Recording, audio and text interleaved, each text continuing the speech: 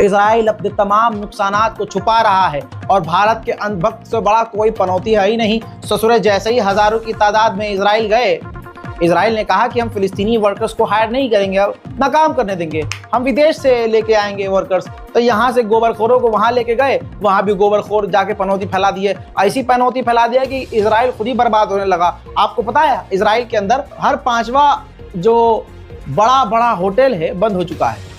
Hotel industry बर्बाद हो चुकी है। फुल स्क्रीन पर लगाओ भैया, सबूत लगाओ। हाँ, ये देखिए दोस्तों, 90 टोटल होटल्स जो हैं इजराइल के अंदर बंद हो गए हैं। हजारों वर्कर बेरोजगार हो गए हैं। इजराइल के मीडिया ही खुद कह रहे हैं पूरी तरह से 90 जो होटल से बंद हो चुके हैं, 20% ही केवल चल रहे हैं, बाकी होटल ठप हो चुका है। दुकानें बंद हो चुकी हैं, फैक्ट्रीज बंद हो चुकी हैं, कारखाने जो बड़े छोटे हैं वो सब बंद हो चुके हैं। जो इन्वेस्टर्स हैं, जो विदेशी लोग हैं, जो बड़ी बड़ी कंपनियां हैं जो इजराइल के अंदर इन्वेस्ट कर रही थी, उन्होंने कंपनियों में इजराइल के इन्वेस्ट करना बंद कर दिया है, जिसकी वजह से वो कंपनियां इजराइल के अंदर ठप हो गई हैं और वर्कर भी बेरोजगार हो गए हैं।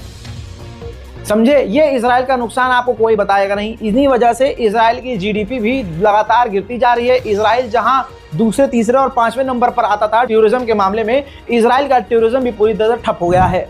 उधर इजराइल के नुकसानों में सबसे बड़ा नुकसान ये है कि जब से ये जंग चल रही है 793 इजराइल के सैनिक 7 अक्टूबर से अब तक मारे जा चुके हैं।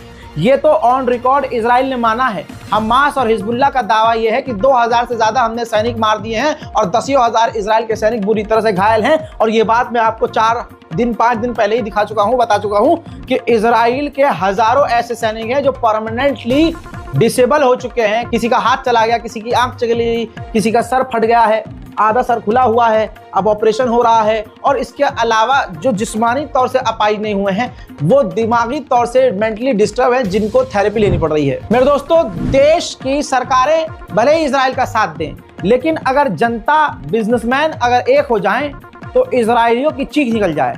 इटली के अंदर जो इजराइल के टूरिस्ट जा रहे थे और होटलों की बुकिंग करके एडवांस जा रहे थे, बताना चाहूंगा कि जब होटल वाले, क्योंकि आईडी होटल वाले मांगते ही हैं, ऑनलाइन भी मांगते हैं, ऐसे में जब होटल्स वालों को ये क्लियर हुआ कि ये इजरायली टूरिस्ट हैं, तो होटल्स ने, ये देखिए, होटल्स वालों ने मैसेज किया इजरायलियों को कि गुड मॉर्निंग सर, हम आपको अपडेट करना चाहते हैं कि जिस तरह से इजराइल यानी आपका देश जेनोसाइड कर रहा है और आप जेनोसाइड के नरसंहार के समर्थक हैं, जिस वजह से हम आहत हैं और हम आप लोगों को, जेनोसाइड करने वाले देश के लोगों को एंटरटेन नहीं करना चाहते और हम नहीं चाहते कि हम उनको होस्ट करें। लिहाजा फ्री कैंसिलेशन हमने आपके लिए ऑन कर दी है, आप कैंसिल कीजिए और कहीं और प्रस्थान कीजिए। इस तरह से इटली के होटल्स कर रहे हैं। बताइए किसी एक मुस्लिम देश का होटल ये किया हो तो मुझे बताइए, आज ही वीडियो बनाना बंद कर दूंगा। इजराइल का जो फाइनेंस मिनिस्टर है वो लगातार भड़काऊ भाषण और भड़काऊ कदम उठा रहा है,